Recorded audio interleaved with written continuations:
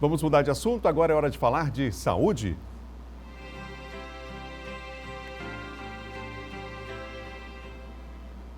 A Anvisa autorizou a venda de remédios à base de cannabis em farmácias. Os produtos com princípios ativos da planta passarão a ser vendidos mediante prescrição médica. Mas será que esses produtos podem ser prescritos, por exemplo, para demências? Quais os potenciais riscos e efeitos colaterais em idosos portadores da doença de Alzheimer? Sobre o assunto, eu converso agora com a doutora Jacira Serra, professora doutora, médica geriatra, professora universitária e pesquisadora, que está conosco aqui no estúdio. Bom dia, professora. Bom tê-la aqui. Bom, existem evidências científicas sobre o uso em pessoas com demência desse tipo de medicação? Ainda não, né? Foi muito bom que vocês estejam abordando esse assunto, porque ainda nós não temos evidências científicas, tem algumas pesquisas em andamento, mas ainda nós não temos evidências científicas para que a gente possa sair prescrevendo para o portador de demência de Alzheimer. É uma medicação cara, nós sabemos a dificuldade de acesso a essa medicação. É claro que é preciso avançar nesse sentido para pessoas que dependem desse tipo de tratamento, mas tem muita desinformação aí, principalmente nas redes sociais sobre o assunto. Justamente. Se a gente for pesquisar o uso do cannabis, você tem manuscrito desde antes de Cristo falando sobre o uso. Então, já é uma coisa que vem em uso há muito tempo. Só que para nós, médicos, pesquisadores, a gente tem que ter subsídios científicos, né?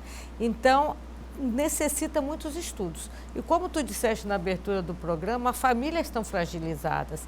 Então, elas andam correndo atrás de alguma coisa para melhorar seus idosos. E caem, às vezes, em informações que não são científicas.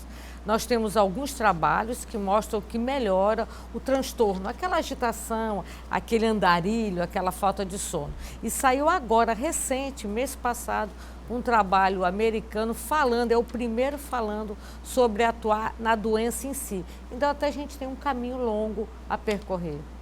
É possível o uso desse medicamento em algum outro tipo de demência? A senhora falou que não há nada cientificamente ainda seguro sobre o assunto, né? Mas já houve alguma flexibilidade, a liberação de alguma medicação para tratamento em uma área como então, essa? são muitas áreas, não dá para a gente falar aqui que tem pesquisa.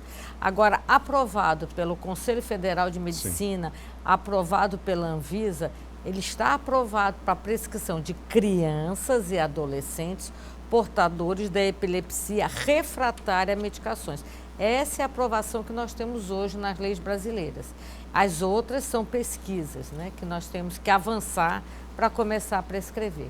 É natural que quem esteja passando por um problema queira o sonho como uma solução imediata para esse problema, né? Mas qual é a cautela que as pessoas que estão nos assistindo agora devem ter em relação a isso? Há terapias alternativas que são muitas das vezes oferecidas, tratamentos que não têm esse embasamento científico, mas que muitas das vezes enchem de esperança essa família e acabam procurando um caminho que nem sempre é o ideal. É porque a pressa das famílias, claro, a gente compreende, é maior do que a ciência.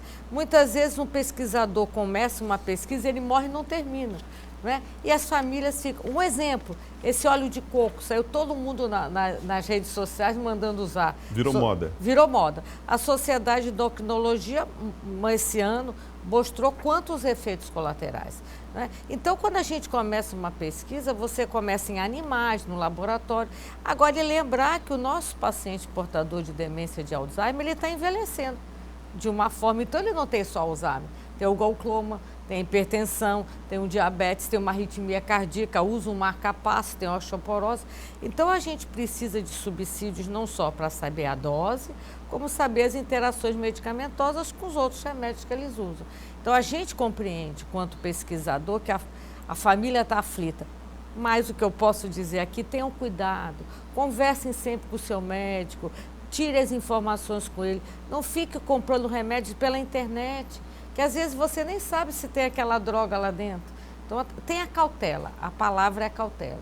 Doutora Jacira, muito obrigado pela participação aqui no Bom Dia, pelo alerta, inclusive, em especial, uma questão de saúde pública aí, a população. Eu que agradeço, porque às vezes quando a gente fala no consultório, a gente está falando com 5, 6. E num meio de comunicação desse, nós estamos falando para várias pessoas. Então, sempre conversar com o seu médico que acompanha seu paciente. Obrigado mais uma vez.